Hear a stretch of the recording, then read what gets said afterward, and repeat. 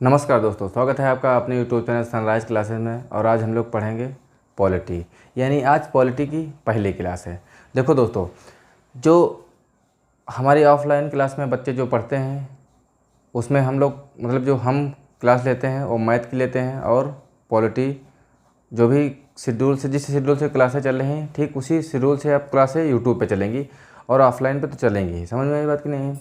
यानी ऑफलाइन की तो बात रही ऑफलाइन वाली बात, लेकिन यूट्यूब पे भी सेम उसी से वहीं से स्टार्ट करेंगे जहाँ से हम लोग ऑफलाइन में पढ़ रहे हैं। अब देखो, मैथ तो डेली चलेगी, वो तो डेली का रहेगा। मैथ तो डेली टाइम चलेगी शाम की क्लास में, यानी शाम 6 बजे वाली क्लास में मैथ की जो चल रही है RS अग्रवाल का सॉल्यूशन चल रहा है, वहाँ से उसमें नंबर सिस्टम चल रहा है, वो उसी तरह चलेगा।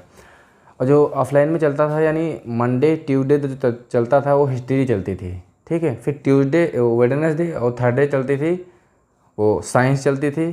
फिर फ्राइडे और सैटरडे चलती थी वर्ल्ड ज्योग्राफी।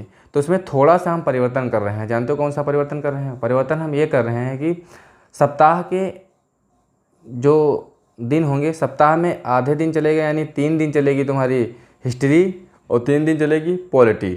हम साइंस को और वर्ल्ड ज्योग्राफी की थोड़ी देर के लिए रोक रहे हैं कि उसको हम जब ये 2 सब्जेक्टें कंप्लीट हो जाएंगी उसके बाद में हम वो सब्जेक्ट कंटिन्यू करेंगे। यानी सप्ताह में सिर्फ 2 ही सब्जेक्ट चलेंगी। स्टार्टिंग में चलेगी 3 दिन चलेगी हिस्ट्री और 3 दिन चलेगी पॉलिटी, यानी हिस्ट्री के साथ पॉलिटी चलेगी। और मैथ की डेली क्लास चलेगी। 3 दिन चलेगी हिस्ट्री के साथ मैथ, 3 दिन पॉलिटी के साथ मैथ चलेगी। तो आज से स्टार्ट कर रहे हैं हम पॉलिटी को हम शुरू कर रहे हैं आज की क्लास में। तो चलिए दोस्तों शुरू करते हैं। बाकी जो हिस्ट्री जहाँ से हम ऑफलाइन में पढ़ा रहे हैं ठीक उसी के आगे पढ़ेंगे, तो उसी के आगे बच्चे जो भी नोट्स बनाते हुए आगे पढ़ेंगे। पॉलिटी आज हम 0 से स्टार्ट कर रहे हैं किसी भी एग्ज़ाम के लिए, ठीक है। पॉलिटी की हम स्टार्ट एकदम शून्य से कर रहे हैं, एकदम 0 से बेसिक से आज हम चालू करेंगे। आज पहली क्लास है, यानी 0 से स्टार्ट कर रहे हैं। तो सबसे पहले हम पॉलिटी की बात करेंगे। पॉलिटी की किसकी? पॉलिटी की सबसे पहले बात करेंगे। पॉलिटी, ये जो पॉलिटी शब्द है, सबसे पहले जो पॉलिटी शब्द आया था किससे आया था? ये आया था पोलिस से। किससे आया था? पोलिस शब्द से आया था। इस पोलिस शब्द का मतलब होता है, यानी ग्रीक में जब पोलिस मतलब जानते हो क्या होते थे? ग्रीक में पोलिस को बोलते थे राज्य, यानी राज्य को बोलते थे पोलिस। यानी पॉलिटी किस शब्द से बना है? पोलिस। पोलिस इसका मतलब होता है राज्य। क्या होता है? राज्य। इसका मतलब होता है राज्य, यानी पोलिस का मतलब होता है अब राज्य। अब राज्य क्या होगा? राज्य जो पहले जो राज्य कहा जाता था वो हमारे हिसाब से जो भारत में 28 राज्य और 8 केंद्र शासित प्रदेश है वो वाले राज्य नहीं, पूरे देश को कहा जाता था जिसमें जनसंख्या निवास करती थी और उसका भूभाग होता था। कुछ क्षेत्र में जनसंख्या निवास करती थी, उस पूरे से बड़े भाग को कहते थे राज्य। यानी भारत को ही, पूरे भारत को बोलते थे कि वो राज्य है। समझ में आई बात कि नहीं आई? तो पॉलिटी किस शब्द से बना है? पोलिस से बना है। पोलिस का मतलब होता है जो ग्रीकों में मतलब ग्रीक जो देश है वहाँ उस वाले क्षेत्र में ग्रीक में जो क्षेत्र है उसमें पोलिस का मतलब कहा जाता है राज्य, ठीक है। और राज्य का मतलब होता है कि राज्य में कुछ जनसंख्या निवास किया जाएगा, जनसंख्या निवास कर रही होगी, ठीक है। अब जब जनसंख्या निवास कर रही होगी तो उसकी कुछ व्यवस्था होगी, ठीक।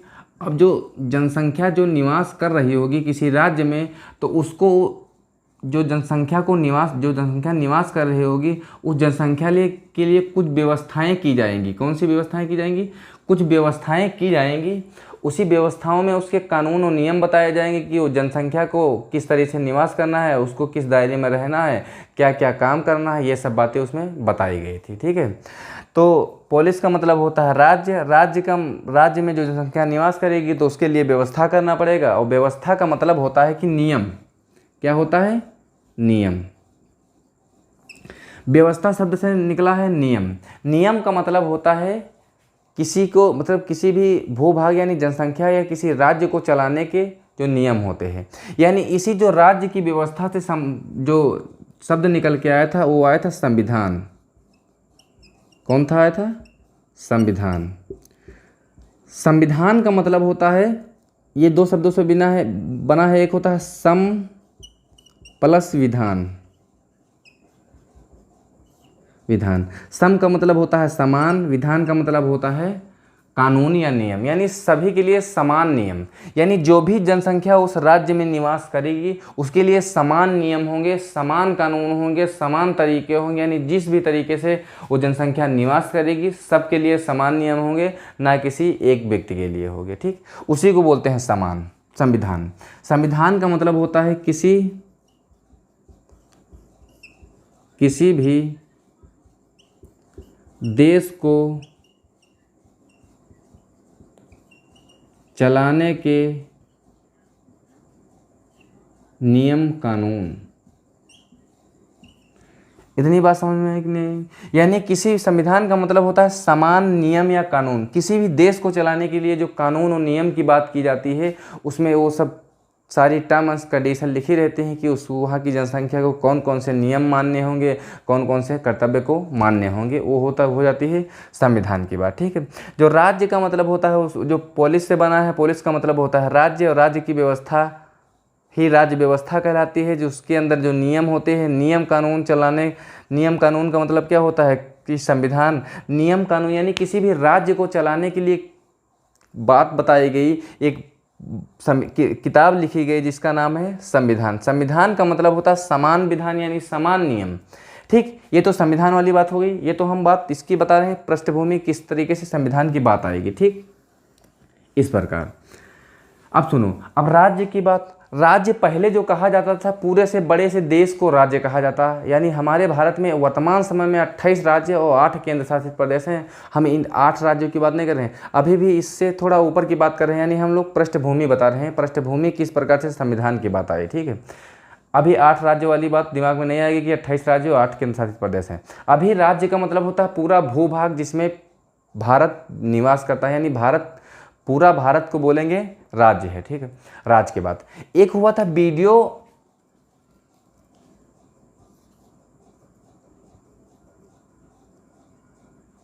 एक कन्वेंशन हुआ था जिसको बोलते हैं कॉन्टे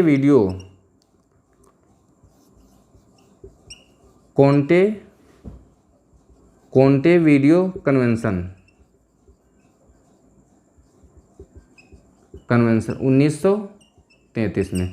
ये कॉन्टे वीडियो कन्वेंशन हुआ, वो 1933 में हुआ। उस कॉन्टे वीडियो कन्वेंशन में बताया गया कि राज्य क्या होता है, कि राज्य के 4 तत्व होते हैं। कितने तत्व होते हैं? इस कन्वेंशन में बताया गया कि राज्य के 4 तत्व होंगे। कौन से? 4 तत्व होंगे। वो 4 तत्व कौन कौन से होंगे? पहला तो उस राज्य में, अगर राज्य होने के लिए 4 तत्व होना बहुत ज़रूरी है। कौन कौन से? पहला तो वहाँ जनसंख्या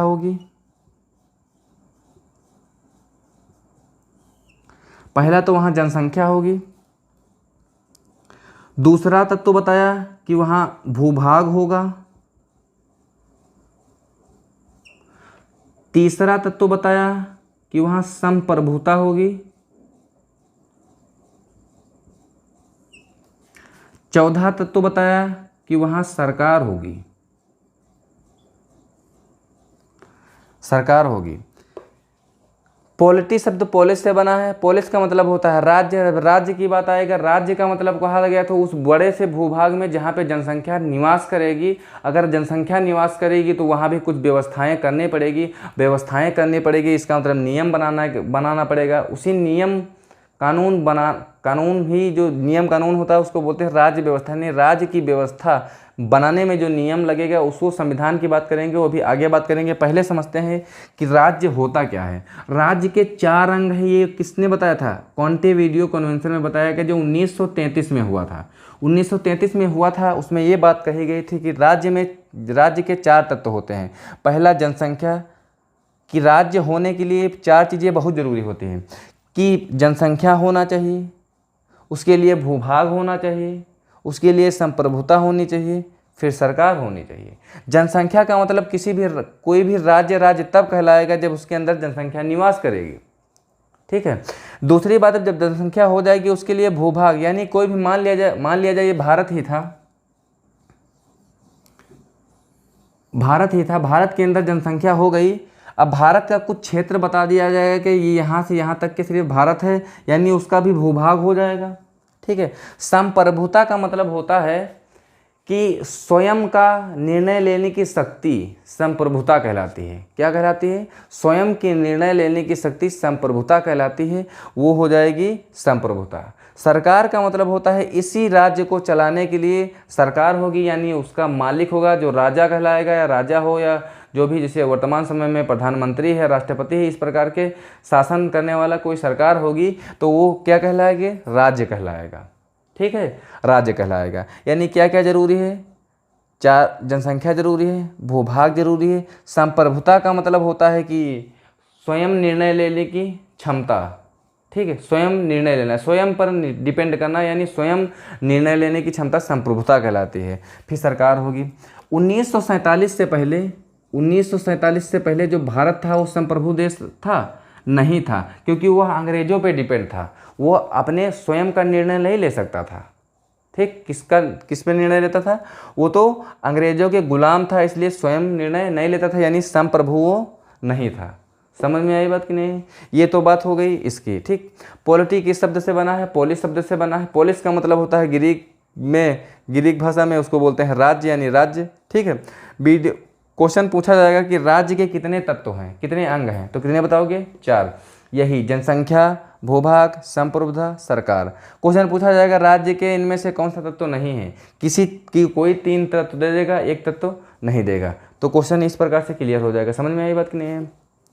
एक क्वेश्चन और पूछा जाता है कि राज्य के तत्व किस कन्वेंशन में बताया गया था? राज्य के 4 तत्व है, ऐसा किस कन्वेंशन में बताया गया था? कॉन्टेविडियो कन्वेंशन में। हुआ कब था? 1933 में। इतनी बात समझ में आई कि नहीं है? इस प्रकार से क्वेश्चन बनते हैं। ठीक, इतना नोट करो, उसके बाद में बताते हैं। ये तो हो जाएगी कन्वेंशन की। कॉन्टेविडियो कन्वेंशन जो 1933 में हुआ था, उसमें उसके अनुसार बताया गया कि राज्य के 4 तत्व होते हैं। एक तो जनसंख्या, दूसरा भूभाग, तीसरा संप्रभुता और चौथा सरकार होता है। अब एक क्वेश्चन पूछा जाता है संप्रभुता से लेकर, किससे? संप्रभुता। एक होती है आंतरिक संप्रभुता। आंतरिक संप्रभुता। आंतरिक संप्रभुता का मतलब होता है कि मान लिया जाए कि ये भारत है।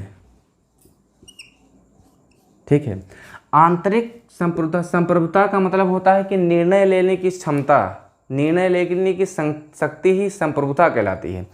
भारत जब आंतरिक रूप से निर्णय ले सकता है, आंतरिक रूप से यानी जो भारत के अंदर जितने भी कानून और नियम बनाना रहेगा, जो भी निर्णय लेना रहेगा, जो भी परिवर्तन करना रहेगा, वो भारत के हाथ में होगा। इसका मतलब भारत, इसके अंदर के जो भारत देश के अंदर, यानी भारत पूरा राज्य कहलाता था उस समय, यानी भारत अपने राज्य के अंदर, भारत में जो भी निर्णय लेना रहेगा, जो भी परिवर्तन करना रहेगा, वो कहलाता था हमारा आंतरिक संप्रभुता। क्या कहलाता था? आंतरिक, यानी भारत अपने राज्य के अंदर ही जो निर्णय ले सकता है, उसकी शक्ति उसके अंदर है। भारत अपने अंदर जो परिवर्तन करना चाहे वो खुद कर सकता है, उसको बोलते थे आंतरिक संप्रभुता, यानी आंतरिक रूप से वो निर्णय लेने के लिए सक्षम है। समझ में आई बात नहीं है? एक होता था बाहरी संप्रभुता। क्या होती है? बाहरी संप्रभुता। बाहरी संप्रभुता का मतलब होता है कि भारत कहीं विदेश में जब कोई भी निर्णय लेना होता है तो वो अपने ऊपर डिपेंड होता है। अगर भारत में कोई बगल वाले देश से, मान लिया जाए नेपाल से, कोई किसी चीज़ पे हस्ताक्षर करना है, कोई भी व्यापार करना है, कोई भी कन्वेंशन करना है, कोई भी हस्तक्षेप करना है, तो उसमें अगर भारत भी वहाँ पे निर्णय ले लेगा, उसको बोलता है बाहरी संप्रभुता। यानी बाहरी भी मामलों को सॉल्व करने में भारत भी अपने आप को संप्रभु बनाया है, यानी भारत स्वतंत्र है बाहरी भी, बाहर के मामलों में निर्णय लेने के लिए, तो वहाँ कहलाता बाहरी संप्रभुता। इतनी बात समझ में आई कि नहीं है? एक होता है नाम मात्र। क्या होता है? नाम मात्र संप्रभुता। नाम मात्र संप्रभुता का मतलब होता है सिर्फ नाम मात्र, सिर्फ ये है कि वो संप्रभु है, कि स्वयं से निर्णय ले सकता है, लेकिन नाम मात्र वो होता नहीं। क्वेश्चन पूछा जाए क्या भारत में नाम मात्र की संप्रभुता किसके समक्ष है, तो किसके समझता है? वो होती है हमारे राष्ट्रपति के। किसके? राष्ट्रपति के अधीन होती है। जो नाम मात्र संप्रभुता होती है वो किसके अधीन होती है? राष्ट्रपति। एक क्वेश्चन और पूछा जाता है कि वास्तविक संप्रभुता किसके हाथ में है? भारत की वास्तविक संप्रभुता किसके आधार पे है? तो वो होती है प्रधानमंत्री की। किसके? प्रधानमंत्री थे। कहने का मतलब जो वास्तविक रूप से निर्णय लेने के, यानी भारत में जो निर्णय लिया जाएगा भारत के अंदर, वास्तव में जो निर्णय लेगा वो किसका सर्वमान्य होगा? वो प्रधानमंत्री का होगा। इसका मतलब प्राइम मिनिस्टर का होगा। समझ में आई बात कि नहीं आई? क्वेश्चन आपसे पूछा जाएगा कि भारत में नाम मात्र संप्रभुता किसमें निहित है? राष्ट्रपति में निहित है। क्वेश्चन पूछा जाएगा भारत में वास्तविक संप्रभुता किसमें निहित है? तो प्रधानमंत्री में निहित है। क्वेश्चन और पूछा जाएगा कि लोकप्रिय संप्रभुता किसके अंदर निहित है? क्वेश्चन पूछा जाएगा भारत में लोकप्रिय संप्रभुता किसके अंदर निहित है? तो हो जाएगी जनता में। भारत की जनता में। समझ में आई बात कि नहीं? एक और क्वेश्चन पूछा जाता है कि भारत की जो संप्रभुता है वो कानूनी संप्रभुता किसमें निहित है? भारत में जो कानूनी संप्रभुता है, कानूनी रूप से जो निर्णय लेने की क्षमता है वो किसके अंदर है? तो वो है संविधान के अंदर।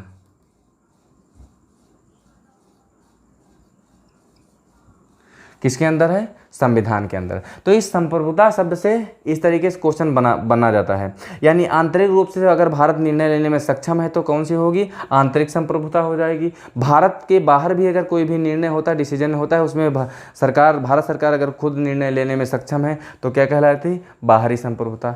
नाम मात्र कौन संप्रभुता? भारत की संप्रभुता किसमें निहित है? राष्ट्रपति में। वास्तविक रूप से भारत की संप्रभुता किसमें निहित है? तो प्रधानमंत्री में। अगर लोकप्रिय संप्रभुता किसमें निहित है? तो जनता में। अगर कानूनी संप्रभुता किसमें निहित है? तो संविधान में। इतनी बात समझ में आई कि नहीं? इसको नोट करो, उसके बाद में आगे बताते हैं।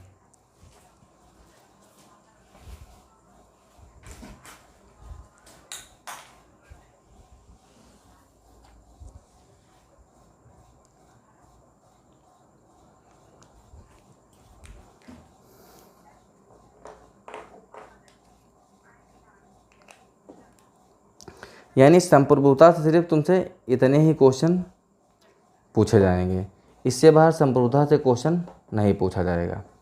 अब देखो, अब बात आती है संविधान की। किसकी बात आती है? संविधान की।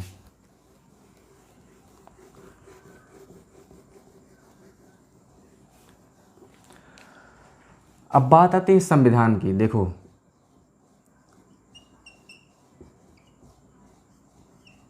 संविधान की बात करेंगे तो संविधान की बात करेंगे तो एक बात करेंगे हम लिखित संविधान की। किसकी? लिखित संविधान की। एक बात करेंगे अलिखित संविधान की।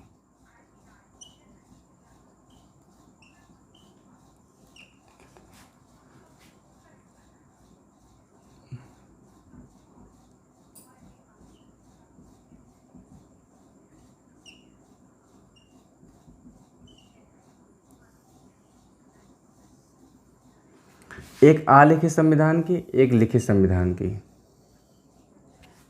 ये बात आएगी। यानी संविधान की बात करेंगे तो हम लिखित की बात करेंगे और अलिखित की बात करेंगे। अब देखो, लिखित की बात करेंगे। लिखित के संविधान का मतलब ये होता है कि अगर मान लिया जाए भारत के अंदर एक लड़का है,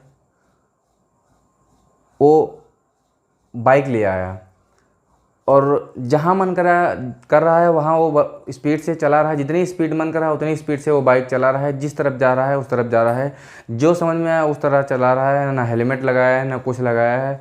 तो इस तरीके से अगर वो गाड़ी चलाएगा, यानी बाइक चलाएगा, तो हो सकता है उसके लिए नहीं तो दूसरों के लिए नुकसान हो, क्योंकि वो स्पीड से गाड़ी चलाएगा। हो सकता है रास्ते में बच्चा हो, कोई जानवर हो, इस तरीके से आ जाएगा तो उसके लिए वो नुकसान हो सकता है एक्सीडेंट हो जाए या जो भी हो, दुर्घटना घट सकती है।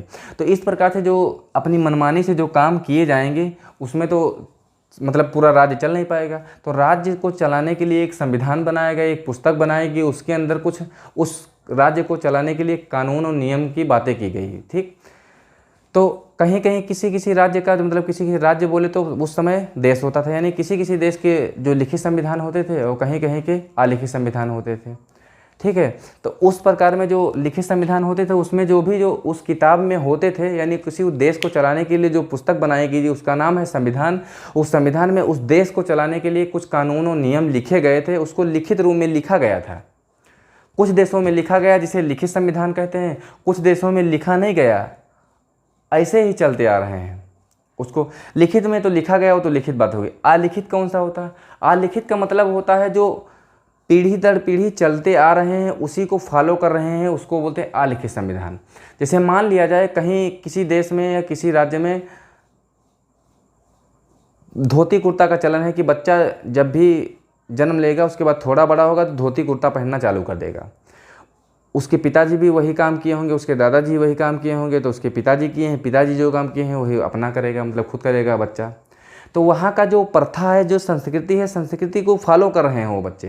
यानी पिताजी जो पहन रहे हैं वही तो बच्चे को सिखाएंगे, वही बच्चे पहनेंगे, उनके भी बच्चे होंगे तो वो भी वही पहनेंगे। यानी जो प्रथाओं से और संस्कृति से जो सीख रहे हैं उसी को फॉलो कर रहे हैं, उसी को नियम पे आगे चल रहे हैं, उसी को बोलते हैं अलिखित संविधान। उसमें कहीं लिखा नहीं है, लेकिन उसके पैटर्न में है कि हमको जन्म लेने के बाद उसके बाद ये काम करना है, उसके बाद ये काम करना है, उसके बाद ये काम करना है, उसको बोलते हैं अलिखित संविधान। जैसे मान लिया जाए किसी लड़की की शादी हो, और शादी में जब लड़की की शादी होती है तो उसमें लाल कलर की साड़ी पहनाई जाती है।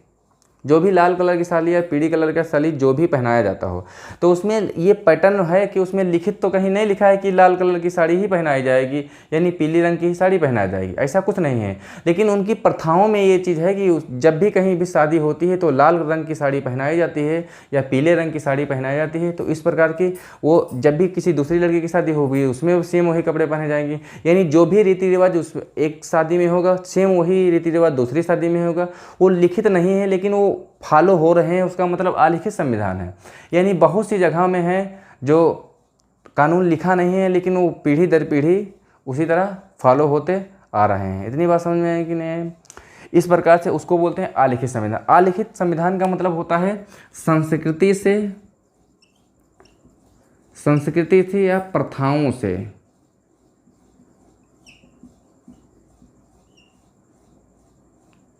प्रथाओं से आगे नियम में वो लोग अडॉप्ट करते आ रहे हैं। क्वेश्चन हमसे ये सब नहीं पूछेगा कि संस्कृति से और प्रथाओं से ये सब बातें नहीं पूछा जाएगा। क्वेश्चन पूछा जाएगा, सबसे सीधा क्वेश्चन पूछा जाएगा, सबसे बड़ा संविधान किसका है? लिखित संविधान सबसे बड़ा किसका है? किस देश का लिखित संविधान है, किस देश का अलिखित संविधान है? इस प्रकार से क्वेश्चन पूछा जाएगा। जो लिखित संविधान है वो कुछ देश हैं जैसे कि अपना भारत, ठीक, फिर हो गया अमेरिका, और हो गया रूस। ये कुछ देश हैं जिसमें लिखित संविधान है। अलिखित की बात करेगा, एक हो जाएगा तुम्हारा ब्रिटेन,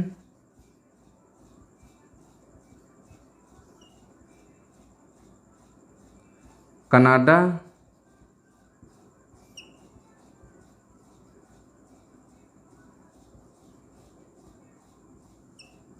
सऊदी अरब, न्यूजीलैंड, इजराइल। लिखित संविधान की बात करेगा तो भारत में लिखित संविधान है, अमेरिका में लिखित संविधान है, रूस में लिखित संविधान में। अलिखित संविधान की बात करेगा तो ब्रिटेन में अलिखित संविधान है, कनाडा में अलिखित संविधान है, सऊदी अरब में अलिखित संविधान है, न्यूजीलैंड में अलिखित संविधान है, इजराइल में अलिखित संविधान है। ठीक है, इस प्रकार से अलिखित संविधान है। न्यूजीलैंड में, सऊदी अरब की बात करें, सऊदी अरब में लोग सफ़ेद कुर्ता पहनते हैं, ऊपर में कुछ पगड़ी टाइप में लगाते हैं, ऊपर कुछ ब्लैक सी रबड़ बैंड की तरह ऐसे लगा लेते हैं। तो जो भी वहाँ उनके जो दादा भी रहे होंगे उनकी वही वेशभूषा पहन रहे होंगे, उनके बच्चे जो हुए वो भी वही वेशभूषा पहन रहे होंगे, और जो उनके बच्चे भी होंगे वो भी बड़े होकर वही वाला पैटर्न फॉलो करेंगे। इसका मतलब वो क्या कहलाएगा? अलिखित संविधान कहलाएगा। कहने का मतलब उनकी संस्कृति में वो सब घुला मिला हुआ है, संस्कृति में है, इसका मतलब प्रथा में है, इसका मतलब वो क्या करेंगे, उसको बोलते हैं अलिखित संविधान। इस प्रकार से अलिखित संविधान हो जाएगा। और लिखित संविधान में जो भी नियम और कानून होंगे वो लिखित होंगे, लिखित रूप में लिखा रहेगा कि हमको ये करना है, पर्यावरण की सुरक्षा करना है, पेड़ पौधों को रक्षा करना है, जो सांस्कृतिक स्थान है उनकी सुरक्षा करना है, कोई भी नुकसान नहीं पहुँचाना है। ठीक इस प्रकार से नियम और कानून हमारे पुस्तक में लिखा रहेगा उसको बोलते हैं लिखित संविधान। अब देखो क्वेश्चन एक पूछा जाता है कि विश्व का सबसे बड़ा लिखित संविधान किसका है, तो वो है भारत का, यानी भारत का संविधान, इसको लिख सकते हैं विश्व का सबसे बड़ा लिखित संविधान।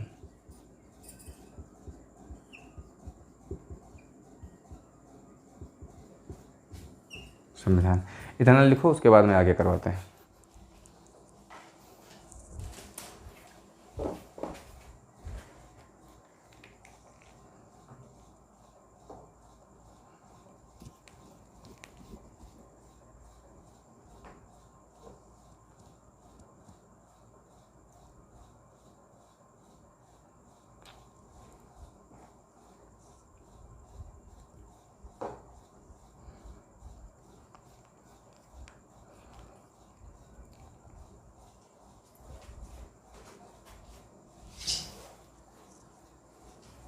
हो गया नोट?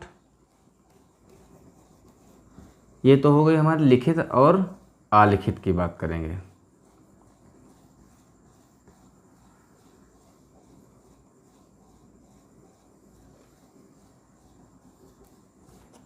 अब आते हैं संविधान के छोटा और बड़ा की। क्वेश्चन पूछा जाता है सबसे छोटा संविधान कहाँ का है और सबसे बड़ा संविधान कहाँ का है, ये क्वेश्चन पूछा जाता है। छोटा भी पूछा जाता है तो एक पूछा जाता है शब्द के आधार पर, एक पूछा जाता है अनुच्छेद के अनुसार पर, एक पूछा जाता है शब्द के आधार पर, एक पूछा जाता है अनुच्छेद के आधार पर। बड़ा भी अगर पूछा जाता है तो इसी आधार पर पूछा जाता है, एक तो शब्द के आधार पर, एक तो शब्द के आधार पर, दूसरा अनुच्छेद के आधार पर।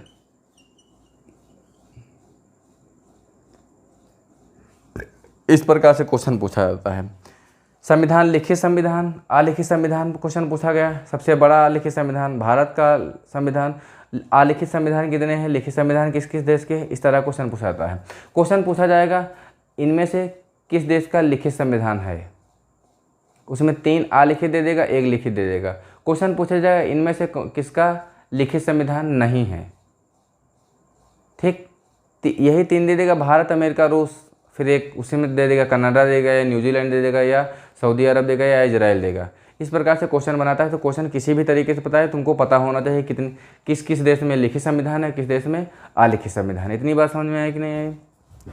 उसके बाद में क्वेश्चन पूछा जाता है कि संविधान सबसे बड़ा किस देश का है, सबसे छोटा किस देश का है, सबसे बड़ा किस देश का है। बड़ा और छोटा में भी बात पूछेगा कि कभी कभी क्वेश्चन पूछ लेता है कि शब्दों के आधार पर सबसे बड़ा संविधान किसका है और अनुच्छेद के आधार पर सबसे बड़ा। अगर शब्दों की बात करेगा तो शब्दों के अनुसार बड़ा है, छोटा सबसे है, उसको बोलते हैं मोनैको। कितने शब्द हैं? 3114 शब्द हैं। जो मोनैको देश का संविधान है उसमें कितने शब्द हैं? 3114। दूसरे नंबर का जो शब्दों के आधार पर छोटा है वो किसका है? अमेरिका है, 7762। कितने शब्द हैं? 7762 की बात करेगा। अनुच्छेद के आधार पर सबसे छोटा संविधान जानते हो कौन सा है? अमेरिका का है, क्योंकि अमेरिका में कितने अनुच्छेद हैं? सिर्फ 7 अनुच्छेद हैं। कितने अनुच्छेद हैं? 7 अनुच्छेद हैं। अगर क्वेश्चन पूछा जाए कि संविधान ऐसे कौन से देश का सबसे छोटा संविधान है तो किसका नाम लेंगे? मोनैको का। शब्दों के अनुसार अगर पूछेगा शब्दों के आधार पर सबसे छोटा संविधान किसका है तो मोनैको का, फिर दूसरे स्थान पे अमेरिका का। अगर क्वेश्चन पूछा जाएगा शब्दों के मतलब संविधान सबसे छोटा संविधान कहाँ का है तो अमेरिका का, क्योंकि इसमें कितने अनुच्छेद हैं? 7 अनुच्छेद हैं। बात करेंगे कि संविधान सबसे बड़ा किस देश का संविधान है तो किसकी बात करेंगे हम? वो बात दोनों के रूप में के शब्द या अनुच्छेद की बात करेंगे तो वो है भारत का। क्योंकि इसमें अनुच्छेद सबसे ज़्यादा है, कितने? 395। शब्दों की बात करेंगे तो 1,40,383 शब्द, यानी लगभग में 1.5 लाख। कितने? क्वेश्चन पूछा जाएगा इस संविधान के अनुसार यानी सबसे छोटा संविधान किसका है? तो अमेरिका का। सबसे बड़ा संविधान तो भारत का। कितने अनुच्छेद हैं? 395। शब्द कितने हैं? 1,40,383। लगभग में पूछेगा तो 1.5 लाख। इतनी बात समझ। ये डाटा कभी पूछता नहीं है, बस अनुच्छेद तक ही बात सीमित रहती है। कहाँ तक के? अनुच्छेद तक। ये डाटा कभी नहीं पूछता है, ये भी डाटा कभी नहीं पूछता है। अब देखो, एक यहाँ बड़ी कन्फ्यूजन है। क्वेश्चन पूछा जाएगा कि सबसे छोटा संविधान कहाँ का है? कौन सा? कहेगा सबसे छोटा संविधान।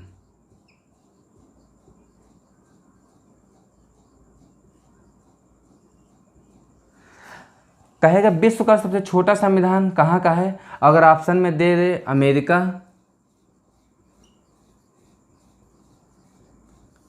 और मोनाको, तो किसको मारेंगे? अमेरिका को। ठीक, किसको मारना है? क्वेश्चन पूछे कि संविधान सबसे छोटा संविधान किसका है, अमेरिका भी ऑप्शन में हो, मोनाको भी ऑप्शन में है, तो किसको मारेंगे? अमेरिका को क्यों मारेंगे? अगर स्पेशल रूप से अगर ये कह दे कि शब्द के आधार पे सबसे छोटा संविधान किसका है, तो मोनाको मारना है। अगर शब्द यूज नहीं करेगा तो कभी भी मोनाको आंसर ना मारना। समझ में आई बात कि नहीं? यानी हमको अगर सबसे छोटा संविधान पूछा जाएगा तो अमेरिका ही मारना है, जब तक कि आगे शब्द ना लगा हो। शब्द का मतलब होता है, अगर ये लिखा होगा शब्द के आधार पर सबसे छोटा संविधान, तो मोनाको मानना है। अगर शब्द नहीं लगा रहेगा, डायरेक्ट पूछेगा संविधान सबसे छोटा संविधान किस देश का है, तो क्या मानना है? अमेरिका मानना है। इतनी बात समझ में आई कि नहीं आई? इस तरीके से हमको क्वेश्चन को सॉल्व करना है। ठीक, इतनी बात समझ में आई कि नहीं आई? इसको नोट करो, फिर बताते हैं।